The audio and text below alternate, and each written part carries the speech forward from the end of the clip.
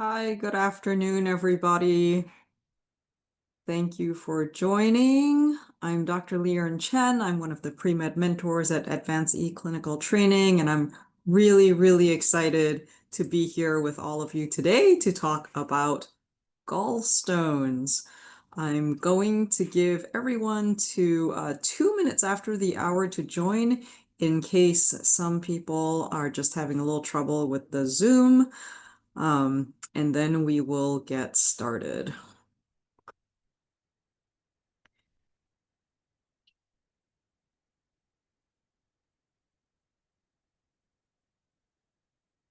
Yes, as part of the preamble, I will say that I'm going to have the question and answer chat, if you will, open while I'm speaking. Please feel free to put your questions in as we go. You don't have to save them till the end, although we will have a Q&A section at the end and time for that if you want to save your questions till the end, but please feel free to pop your questions in as we go.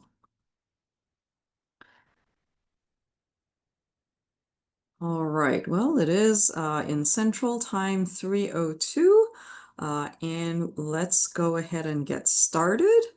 I will share my screen, which has the slides.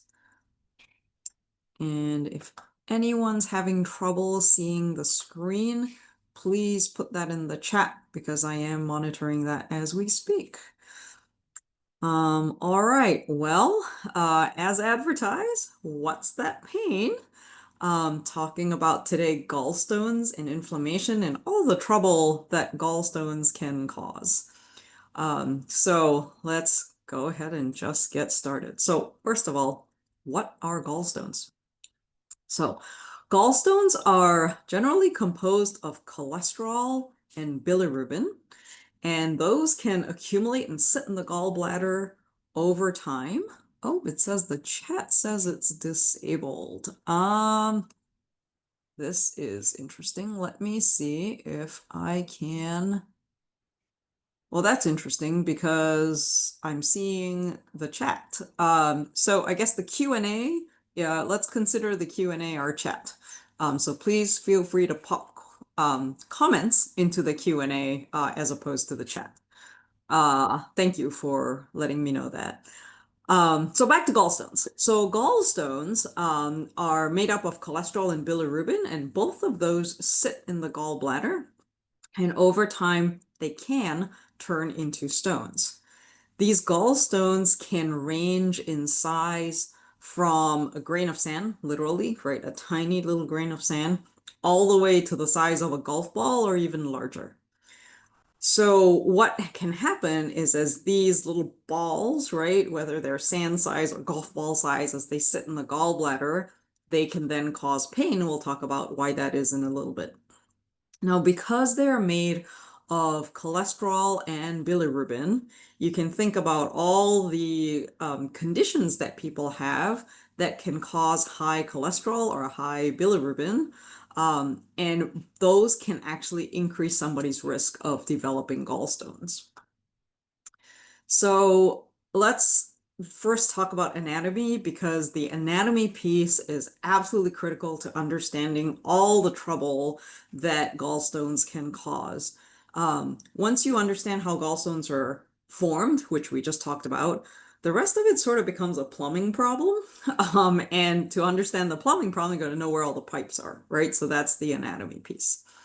So here's a picture of the gallbladder, which is this structure in green that's labeled gallbladder. The duct or the tube, right, or the pipe that comes out of the gallbladder that bile flows through is called the cystic duct. Okay. The cystic duct joins the common hepatic duct, which is this one that looks like a Y on the right side, and it comes into a single structure to then join with the cystic duct in its own junction. The common hepatic duct brings bile from the liver, and it meets the cystic duct. And those two together form the common bile duct, which then keeps going all the way through.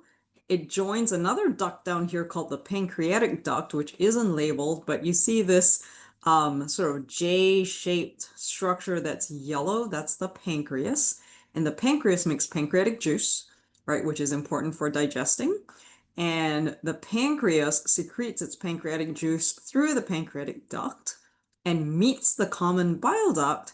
And those two together then dump into the duodenum, right, which is the very first part of the small intestine.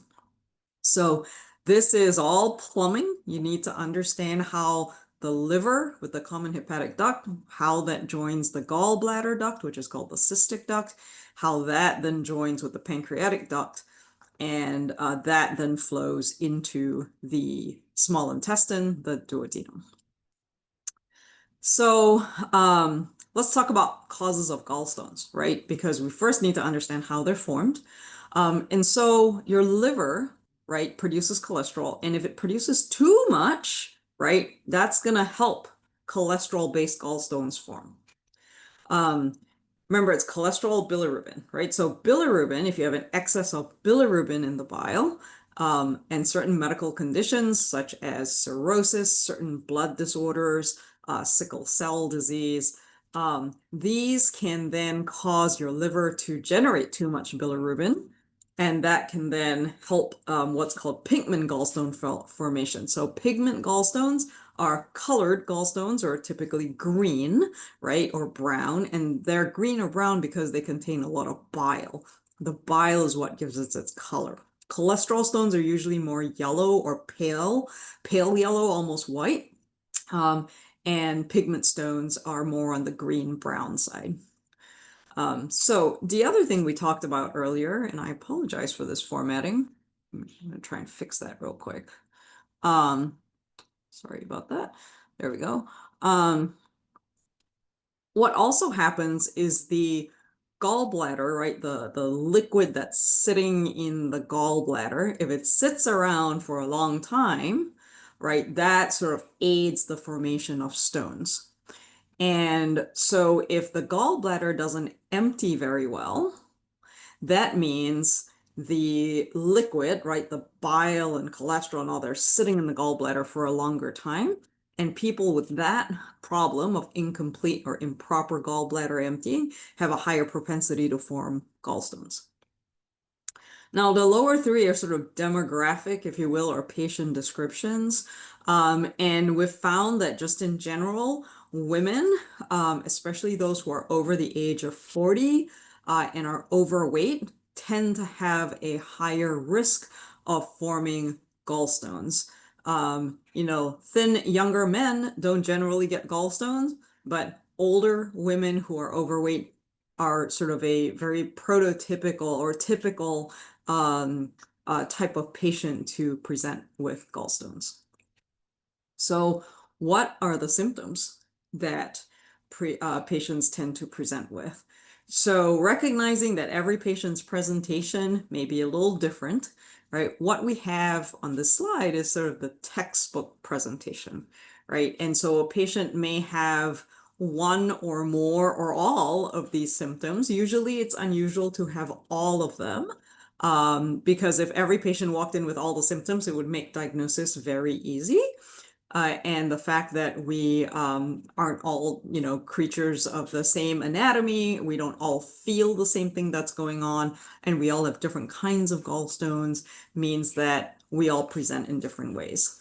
And so one of the very typical complaints you will hear about from patients is sudden intense pain in the right upper abdomen. So it's kind of right under the ribs on the right side of the belly. And usually it comes on pretty suddenly. It's not like a little bit of a nagging pain that builds and builds and builds. Usually it starts, and it's pretty bad right when it starts. It may get worse, but it's usually pretty bad right when it starts. Now, some people may feel the pain more in the middle upper part of the abdomen, kind of like right between where the ribs come together or under the breastbone. That's called epigastric pain because that area is called the epigastrium. And it depends. So it depends on kind of where your gallbladder sits. Everyone's gallbladder is sort of embedded in the liver, but if your gallbladder is a little more off to the right, or if your gallbladder is a little bit more to the center of your body, that's where you may feel slightly different pain. Also depends on how your gallbladder is innervated by all the splanchnic nerves in your body. So everyone feels that pain a little differently. Now, sometimes, again, because of the way the nerves are organized in your organs, some people may feel the pain radiating to their back. So it may be like, oh, I have pain on the right side of my right upper belly, but it feels like it's shooting toward my back, right? And that can be sort of straight back, it can be back toward the middle. Some people will say it's between their shoulder blades. So belly pain can also show up as belly pain that's shooting toward the back. It doesn't mean necessarily that there's something wrong with the back, but patients might feel the pain in the back, and that's so-called referred pain, which can happen. And then one last place to feel the pain is the right shoulder, because the diaphragm, which shares the same nerves for feeling as the shoulder, those may be irritated by the gallbladder, right? Because the gallbladder and liver kind of sit up against the right side of the abdomen, and the diaphragm is the muscle that's in that area. So if the diaphragm gets irritated, they may also feel pain in the right shoulder. So lots of different ways that this pain can manifest. Some people will have one or two or even all of them. Often gallstones will cause nausea and vomiting. Some people may say that the pain is so bad, the pain is what is making them nauseous, but some people may say the pain's not bad, I'm just nauseous. And nausea can be associated with vomiting as well. The vomiting doesn't have any, necessarily different character. There's not a typical pattern of vomiting or type of vomiting that's associated with gallstones. There's also jaundice. Now, jaundice is a plumbing problem, and we'll talk about that when we come back to some of the anatomy stuff later. But jaundice happens when the bile gets backed up in the bloodstream. So when the bile cannot flow freely into the intestine, it backs up in the bloodstream, and your liver can't clear it, and your gallbladder can't clear it because there's a blockage, right? And when the bloodstream has extra bile in it, that turns our skin, the whites of our eyes can turn yellow, and that is jaundice. Okay, I see a question. It says, does pain and other symptoms relate to severity or size of gallstone, or are they unrelated and depend more on person to person? Yeah, so that's a great question. They actually don't depend on the size of the gallstone. Some people can have sandy gallstones and have a ton of pain. And some people can have 2 or 3 golf ball size gallstones and not have any pain. So it really just depends on how those gallstones are affecting the person, and whether, how well the person puts up with the pain, if you will, or even feels the pain. Some big gallstones may not cause pain. They may just kind of be sitting in the gallbladder. So there's lots of people walking around with gallstones who feel totally fine, and they don't have to have gallbladder surgery to take them out. If it's not causing any issues, there's really no problem to having gallstones. I probably have some gallstones, and it's okay if they're not causing me trouble. I'm happy leaving them there. So speaking of how patients present, let me switch. So I'm going to come off this screen sharing, and then I'm going to go to a different screen share. Let's see. And we want to share the sound. All right, here we go. So this is a case presentation that I'm going to share with you. Take a listen to this. Good afternoon. I am Dr. Moore. How are you doing today? Good, how are you? Good. Do you mind telling me again why you came in here? Sure. This morning I was having really, really bad pain. I thought I was going to be okay, so I went to work, and the pain just started getting worse and worse. The pain was very sharp. I couldn't walk. I had to go to the bathroom to throw up. It was terrible. I couldn't walk. I couldn't do anything. It was so bad. Where was the pain exactly? Underneath right here. Sort of on the more on the right side? Yep. Or? Yeah. Underneath both. Okay, but no lower abdominal pain. No. Okay. And it came on all of a sudden. Yes, it came. I never had the pain before, and it came on all of a sudden, and Did you eat anything before it came on? Or? I did. I ate 3 turkey sausages. Okay. And the pain is gone now, is that right? Yes, okay. it is. How long did it last altogether? So I gotta say, it started in the morning, and then the pain got really bad towards late morning, around 11 o'clock. So a couple hours, maybe 4, 5 hours. It lasted 4 hours, huh? Okay. Any fevers at all? No, no Any fever. nausea or vomiting? Nausea.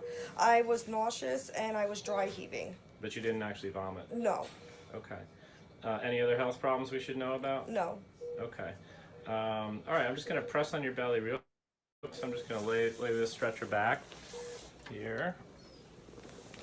And if you could pull your gown up a little bit. Yep, And if you could just tell me where it hurt when it was hurting. sure. Over here. So, okay. And now I'm just going to press a little bit here. Is there any pain over here? Nope, no more. No pain right now. Did you have pain here earlier? Yes, I did. And I know we did do an ultrasound earlier, right? Mm-hmm. Okay. When they pressed, did they have pain? Yes. It's sort of right in this area? Yes. Okay. We may just get an ultrasound and take a quick look at that, okay? Okay, no problem. Okay, and I just want to Good double check. afternoon. Oops, I am sorry. Dr. Moore. I just want to double check that everyone was able to see that video. If someone can just ping into the chat or the Q&A box, a thumbs up or a yes, I was able to see and hear the video, just so I know everyone saw it, that would be great.